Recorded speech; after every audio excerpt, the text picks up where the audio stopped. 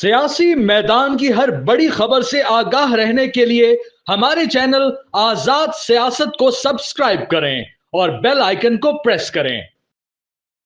इमरान रियाज खान के बैरून मुल्क जाने के हवाले से बहुत से सवाल किए जा रहे हैं। कभी उनको तो उम्रे पे हज पर नहीं जाने दिया गया था, बहुत दफा ऑफलोड किया गया था, उनका नाम स्टॉप लिस्ट में रहता था। उन्होंने अदालतों से ऑर्डर भी लिए, लेकिन रियासत ने उन्हें पाकिस्तान से बाहर नहीं जाने दिया गया। और रियासत में बताती थी कि इससे पहले मोहित पीरजादा और इन लोगों को जब जाने दिया गया है तो उसका रियासत को नुकसान हुआ है। बल्कि अब ये भी कहा जाता था कि अरशद शरीफ को बैरून मुल्क जाने देने का देखे रियासत को इतना बड़ा नुकसान हुआ है कि उनके साथ बाद में वो जान से चले गए और जिम्मेदारी रियासत पे आ गई, हालांकि वो पाकिस्तान से चले गए हुए। तो इस तरह अगर ये पाकिस्तान से में तो महफूज हैं और पाकिस्तान से बाहर इन्हें कुछ हो गया, कुछ कुव्वतों ने कर दिया, तो उसकी जिम्मेदारी फिर रियासत पे आएगी। तो रियासत ने तो अरशद शरीफ से सबक सीखा है कि फिर ऐसे लोगों को बाहर ना जाने दिया जाए, क्योंकि जब इनकी जान की जिम्मेदारी रियासत पर है, ये बैरून मुल्क भी इनको कुछ हो जाए तो जिम्मेदार रियासत ही है, तो फिर रहें पाकिस्तान में ताकि यहाँ इनकी हिफाजत तो की जा सके। ये तमाम दलाइल इमरान रियाज खान के इशू पर हम दिए जाते थे और बताया जाता था कि उनको क्यों नहीं जाने दिया गया, और अब यकदम रियासत ने उनको जाने दिया गया है।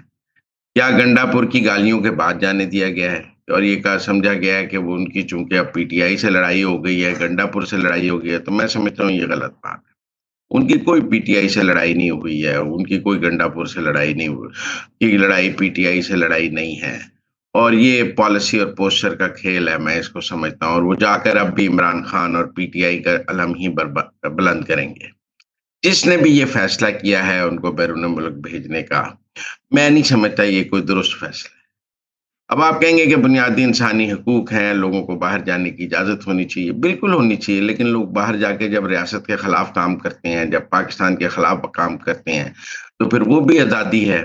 मतलब आपने शहबाज गिल को जाने दिया, या आपने मोहित पीरजादा को जाने दिया, आपने शहजाद अकबर को जाने दिया, आपने आदिल राजा को जाने दिया, ये सब लोग कोई पाकिस्तान के मुफाद में काम कर रहे हैं।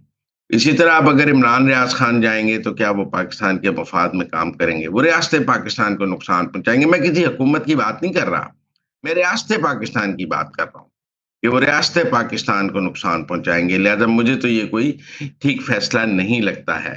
लेकिन बहरहाल शायद अब वो, पहले तो ये सुना था वो सवात चले जाएंगे, वहां बड़े महफूज हैं, और अब शायद वो केपी में महफूज नहीं थे, खुद को वो पंजाब सिंध बलूचिस्तान में भी महफूज नहीं समझते थे। तो उन्होंने शायद डील की है एस्टेब्लिशमेंट के साथ कि मुझे बाहर जाने दिया जाए। ये डील कितनी कामयाब है, कितनी नाकाम है, क्योंकि अगर एक डील उन्होंने अपनी रिहाई के लिए भी की थी तो वो उस पर तो वो कोई खास कारबंद नहीं रहे थे। तो अब बाहर जाके जो डील करके वो बाहर गए हैं उस पर कितना कायम रहेंगे, मैं इस हवाले से कुछ ज्यादा पुरुमीद नहीं हूँ। जिस तरह उनकी रिहाई की डील टूट गई थी और उन्होंने उस डील को ऑनर नहीं किया था, इसी तरह अब ये डील भी वो ऑनर नहीं करेंगे। बहरहाल वो चले गए हैं, अल्लाह उनकी हिफाजत करे और एक अच्छी जिंदगी गुजारें। लेकिन मुझे लगता है कि इस्तेमाल वो रियासत पाकिस्तान के खिलाफ ही। देखिए, कहते हैं जी इस वक्त जो मुज़ाकरात हो रही हैं उनके पसे पर्दा भी एक मुज़ाकरात हो रहे हैं, और उन पसे पर्दा मुज़ाकरात के नतीजे में ये मुज़ाकरात हो रहे हैं जो पीटीआई और हुकूमत के दरमियान। अच्छा, मैं पसे पर्दा मुज़ाकरात वाली कहानी को इतना नहीं मानता, क्योंकि पसे पर्दा अगर कोई मुज़ाकरात हो रहे होते थे तहरीक इंसाफ के साथ, तो ये बाहर मुज़ाकरात करने की जरूरत ही नहीं थी। मतलब हुकूमत और तहरीक इंसाफ के दरमियान क्या मुआहिदा हो सकता? क्या 9 मई और 26 नवंबर के जुडिशल कमीशन बनाने का मुआहिदा हो सकता है? अच्छा, अगर पसे पर्दा मुज़ाकरात हो रहे हैं, जो दोस्त फवाद चौधरी वगैरह हमें समझाते हैं कि नहीं नहीं आपको नहीं पता, पसे पर्दा बड़ी बातचीत हो रही है, पीछे गल हो रही है ना, पीछे वाली बात के नतीजे में सामने वाली बात नजर आ रही है। मेरा उनसे सादा सा सवाल है कि इमरान खान की डिमांड है 9 मई और 26 नवंबर को ये जुडिशल कमीशन बना दें। ये पसे पर्दा जो एस्टेब्लिशमेंट बात कर रही है वो 9 मई और 26 नवंबर का जुडिशल कमीशन बनाने के हक में है? आप बता दें, अगर वो हक में है तो पसे पर्दा कोई बात को हम मान लेते हैं कि नहीं नहीं पीछे तो बात तय हो गई है, जुडिशल कमीशन अब सिर्फ रस्मी ऐलान होना बाकी है। अच्छा, फिर क्या मुतालबा है? मुतालबा है कि जी 9 मई के मुल्जमान को छोड़ दिया जाए। क्या पसे पर्दा ये बात हो गई है कि एजाज चौधरी, महमूद रशीद, यास्मीन राशिद को छोड़ दिया जाए और अब सामने हुकूमत को कहा जा रहा है? मैं नहीं मानता। अगर पसे पर्दा रिहाइयां तय हो गई हैं तो अदालतों से रिहाइयां हो जाती हैं, हुकूमत से मुज़ाकरात की क्या जरूरत थी? इमरान खान की रिहाई पसे पर्दा तय हो गई है, तो हुकूमत से मुज़ाकरात की क्या जरूरत है? हुकूमत कोई रिहाई का परनोट जारी कर सकती है। रिहाई का परनामा है, वो रिहाई का जो लेटर है, वो शहबाज शरीफ ने दस्तखत करके जारी करना है। किसी अदालत के जज ने करना है। वो स्टैब्लिशमेंट खुद ही जजों से बात करके रिहाई करा देती, फिर हुकूमत से मुज़ाकरात की क्या जरूरत थी? और एस्टेब्लिशमेंट पाकिस्तान की कभी इतनी अच्छी नहीं रही कि जो काम वो खुद कर ले उसका सेहरा वो हुकूमत के सिर दे दे। एस्टेब्लिशमेंट तो जो काम हुकूमत कर ले उसका सेहरा भी अपने सर ले लेती है, बजाय इसके कि वो रिहाइयां कर रही हो और उसका जो सेहरा है वो हुकूमत के सर दे। ये मुमकिन ही नहीं है। लिहाजा मैं नहीं समझता कि इस वक्त पाकिस्तान की एस्टेब्लिशमेंट और इमरान खान या पीटीआई के दरमियान कोई पसे पर्दा मुज़ाकरात हैं।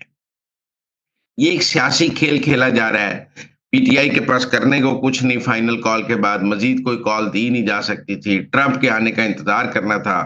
दरमियान का पीरियड उन्होंने गुजारना है। वो गुजारने के लिए मुज़ाकरात मुज़ाकरात खेल रहे हैं और उनको भी पता है इन जो डिमांड्स उन्होंने रखी हैं वो पूरी नहीं हो सकती।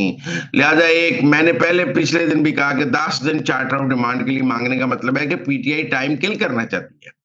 पीटीआई को कोई जल्दी नहीं है। पीटीआई ने 20 जनवरी का इंतजार करना है, 20 फरवरी का इंतजार करना है, ट्रंप बैठ जाए, फिर उसके बाद पाकिस्तान में दोबारा लाशों की सियासत करनी है।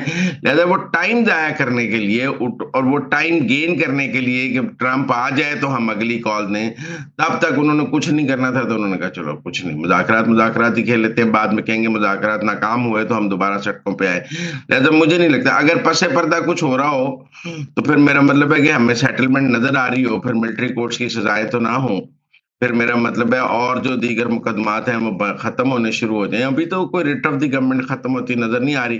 पीटीआई वाले तो रो रहे हैं कि मेरा मतलब है मरियम नवाज की और शहबाज शरीफ की और आसिम मुनीर की लंबी मीटिंग हुई है पीटीआई के खिलाफ। तो पसे पर्दा क्या हो रहा है? मुझे नहीं लगता पसे पर्दा कोई माहौल है। पसे पर्दा बातचीत का भी एक माहौल होता है। पसे पर्दा जब बातचीत हो रही हो तो फिर इमरान खान के ट्विटर हैंडल से जनरल डायर ट्वीट नहीं हो सकता। लिहाजा मेरे ख्याल में पसे पर्दा भी कोई बातचीत, अभी कोई कंक्रीट बातचीत नहीं है। बैरिस्टर अली जफर ने कहा है कि मुज़ाकराती कमेटी के पास कोई इख्तियार नहीं है। मैं समझता हूँ बैरिस्टर अली जफर ठीक कह रहे हैं कि मुज़ाकराती कमेटी के पास कोई इख्तियार नहीं है। इनको सिर्फ वक्त ज़ाया करने के लिए कमेटी बनाई गई है ताकि ट्रंप आ जाए, ट्रंप इक़्तिदार संभाल ले, फिर हम अपना वो खेल खेलेंगे। ये मुज़ाकराती कमेटी एक टाइम को गुजारने के लिए ट्रांजिट पीरियड की कमेटी है। हुकूमत ने रिस्पॉन्ड किया है क्योंकि हुकूमत मजबूरी है सियासत में। जब कोई आदमी के मैं आपसे बात करना चाहता हूं तो आप इनकार नहीं करते, चाहे आपकी बातचीत एग्री हो या ना हो। जैसे मौलाना ने पीटीआई से इतनी बातचीत की है लेकिन कुछ तय नहीं हुआ, लेकिन बातचीत तो जारी रहती है ना। इसलिए मुझे ये बैरिस्टर अली जफर की ये बात ठीक लगती है कि पीटीआई की कमेटी डमी कमेटी है। पीटीआई की कमेटी के पास कोई मैंडेट नहीं है, पीटीआई की कमेटी के पास कोई इख्तियार नहीं है। ये सब जो है इमरान खान के मोहताज हैं। कोई बात होगी ये कहेंगे अच्छा एक मुलाकात करा दें, हम जाकर पूछ आते हैं। वो कहेगा खबरदार, आकर कहेंगे खबरदार। इनका अपनी ना कोई सोच है, ना इनका अपना कोई इख्तियार है, ना इनकी अपनी कोई सियासत है। ये इमरान खान के डमी मोरे हैं जो वो इस्तेमाल कर रहा है। लिहाजा मैं बैरिस्टर अली जफर की बात से मुत्तफिक हूँ कि ये मुज़ाकराती कमेटी एक बेख्तियार डमी और वक्त का ज़िया कमेटी है, लेकिन सियासत में ऐसे काम होते रहते हैं। पब्लिक अकाउंट्स कमेटी के लिए पीटीआई से नाम मांग लिए हैं। पीटीआई किसी एक पर मुत्तफिक ही नहीं है अभी तक पब्लिक अकाउंट्स कमेटी में।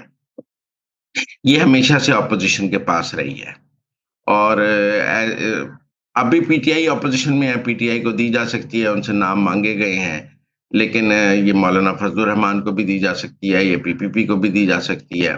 ये तो मुज़ाकरात की कामयाबी और नाकामी पर है कि क्या public accounts committee Tehreek Insaf को देनी है या नहीं देनी है। आप ऑपोजिशन में से मौलाना फजलुर रहमान को भी पब्लिक अकाउंट्स कमेटी उनकी पार्टी में से भी किसी को दे सकते हैं, ऐसी कोई बात नहीं है। और कौन सा पीटीआई ने चार्टर ऑफ डेमोक्रेसी साइन किया है? लेकिन ना मुज़ाकरात में वो कहेंगे अगर आपने पब्लिक अकाउंट्स कमेटी लेनी है तो ये बात तो चार्टर ऑफ डेमोक्रेसी में तय हुई थी ना कि पब्लिक अकाउंट्स कमेटी ऑपोजिशन के पास होगी। तो आप चार्टर ऑफ डेमोक्रेसी साइन कर दें, आपको पब्लिक अकाउंट्स कमेटी मिल जाएगी। लेकिन चार्टर ऑफ डेमोक्रेसी में और भी बहुत सी चीजें हैं जो आपको साइन करनी पड़ेंगी। सिर्फ पब्लिक अकाउंट्स कमेटी ही तो नहीं है, उसमें और भी बहुत कुछ है जिसकी पीपल्स पार्टी और नून लीग आपस में पासदारी करते हैं किसी न किसी मौके पर।